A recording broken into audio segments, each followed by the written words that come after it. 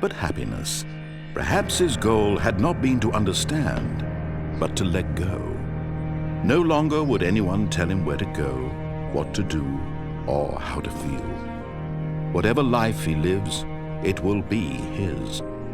And that was all he needed to know. It was perhaps the only thing worth knowing. Stanley stepped through the open door.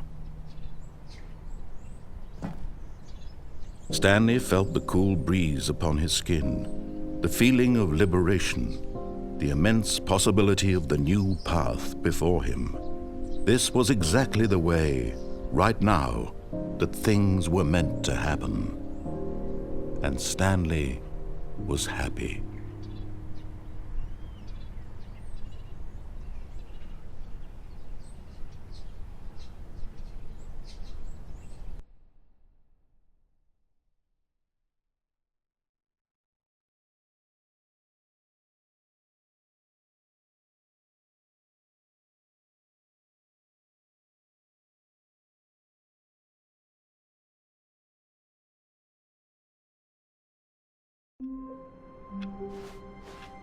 All of his co-workers were gone.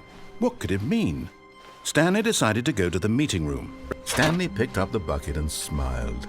He'd never be alone again, not truly alone, not with the bucket around. Stanley clutched the bucket tightly to his chest and entered the door on his left.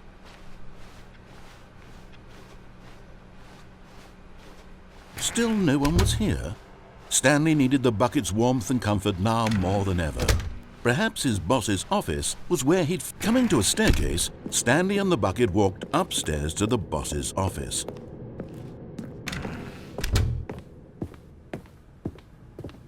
Stepping into his manager's office, Stanley was once again stunned to discover not an indication of any human life. Crushed by the weight, but Stanley guessed the correct code by sheer luck. Was it that the bucket knew all along? Was the bucket guiding him? Yes, this is certainly the most logical explanation.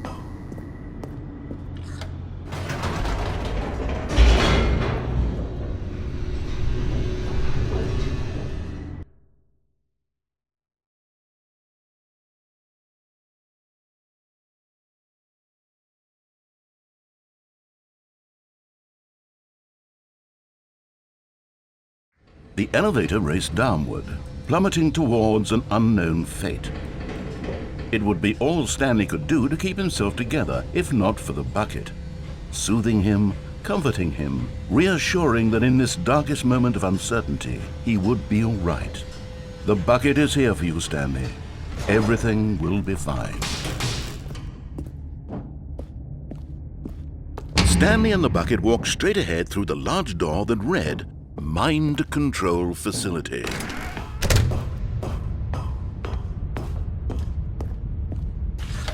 The lights rose on an enormous room packed with television screens.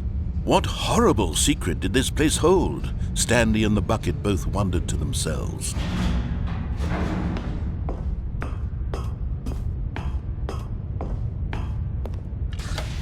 The monitors jumped to life, and Stanley nearly dropped the bucket in shock.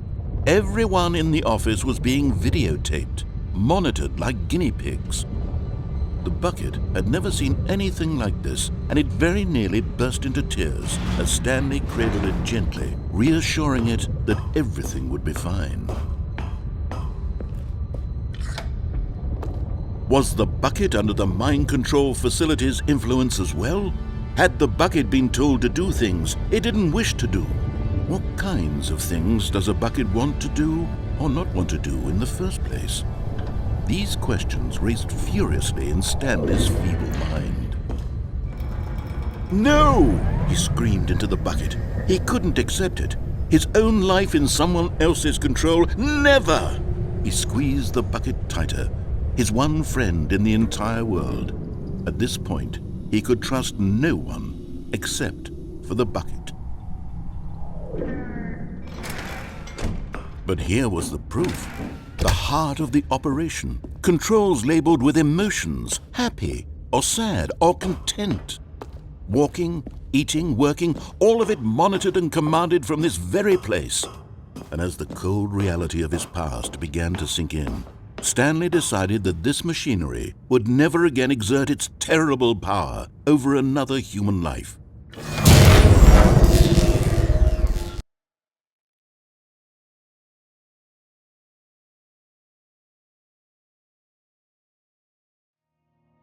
Stanley and the bucket waited in blackness.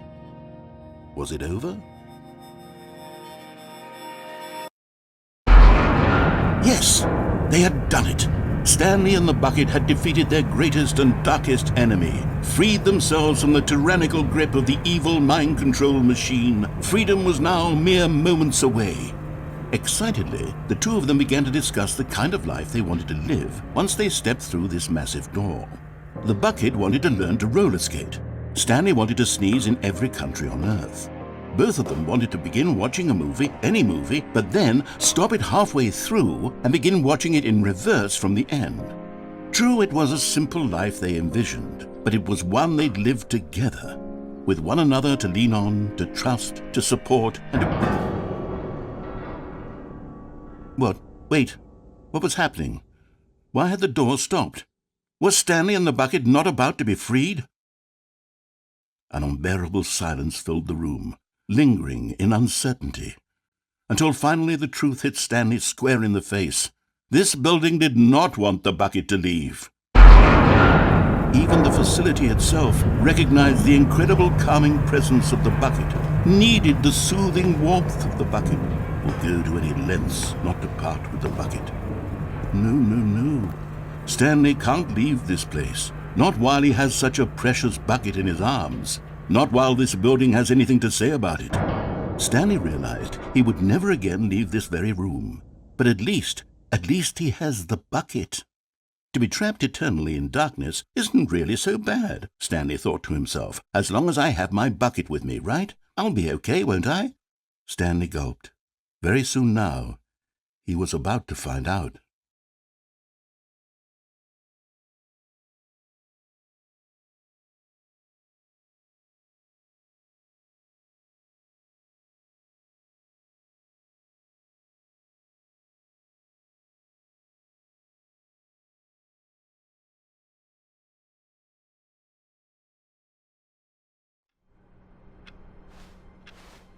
All of his co-workers were gone.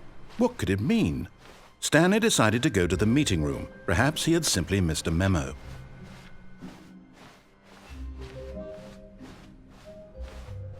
When Stanley came to a set of 2 open doors, he entered the door on his left.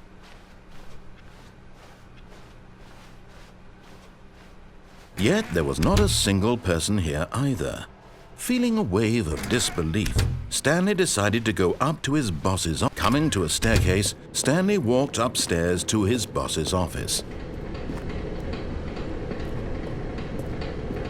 But Stanley just couldn't do it. He considered the possibility of facing his boss. Admitting he had left his post during work hours, he might be fired for that. And in such a competitive economy, why had he taken that risk?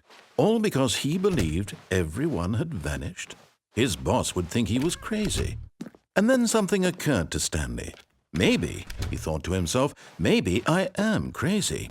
All of my co-workers blinking mysteriously out of existence in a single moment for no reason at all? None of it made any logical sense. And as Stanley pondered this, he began to make other strange observations. For example, why couldn't he see his feet when he looked down? Why did doors close automatically behind him wherever he went? And for that matter, these rooms were starting to look pretty familiar. Were they simply repeating? No, Stanley said to himself, this is all too strange. This can't be real. And at last, he came to the conclusion that had been on the tip of his tongue. He just hadn't found the words for it. I'm dreaming, he yelled. This is all a dream. Oh, what a relief Stanley felt to have finally found an answer, an explanation. His co-workers weren't actually gone.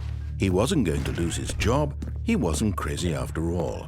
And he thought to himself, I suppose I'll wake up soon. I'll have to go back to my boring real-life job pushing buttons. I may as well enjoy this while I'm still lucid. So he imagined himself flying and began to gently float above the ground. Then he imagined himself soaring through space on a magical starfield, and it too appeared. It was so much fun, and Stanley marveled that he had still not woken up. How was he remaining so lucid? And then perhaps the strangest question of them all entered Stanley's head. One he was amazed he hadn't asked himself sooner. Why is there a voice in my head dictating everything that I'm doing and thinking? Now the voice was describing itself being considered by Stanley, who found it particularly strange. I'm dreaming about a voice describing me, thinking about how it's describing my thoughts, he thought.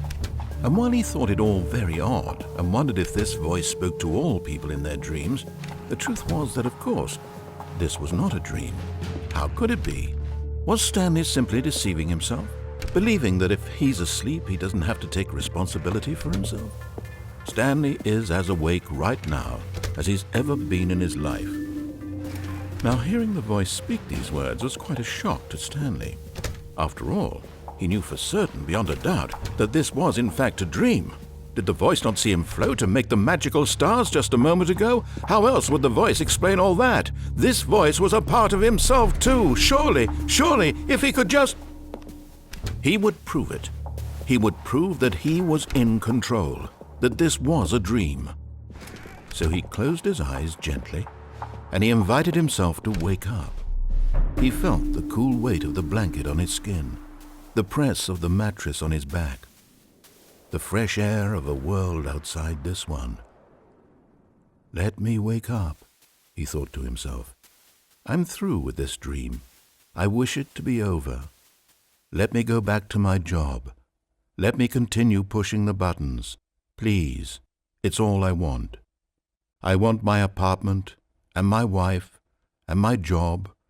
All I want is my life exactly the way it's always been. My life is normal. I am normal. Everything will be fine. I am okay.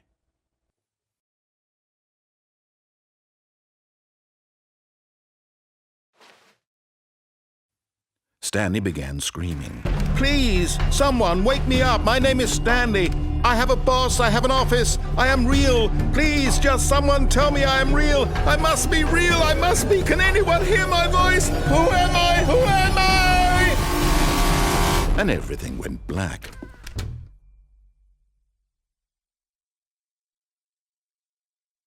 This is the story of a woman named Mariella.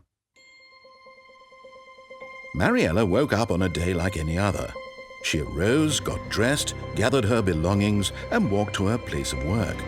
But on this particular day, her walk was interrupted by the body of a man who had stumbled through town talking and screaming to himself, and then collapsed dead on the sidewalk. And although she would soon turn to go call for an ambulance, for just a few brief moments she considered the strange man. He was obviously crazy, this much she knew. Everyone knows what crazy people look like. And in that moment, she thought to herself how lucky she was to be normal. I am sane. I am in control of my mind. I know what is real and what isn't. It was comforting to think this, and in a certain way, seeing this man made her feel better. But then she remembered the meeting she had scheduled for that day. The very important people whose impressions of her would affect her career, and by extension, the rest of her life. She had no time for this, so it was only a moment that she stood there, staring down at the body. And then she turned and ran.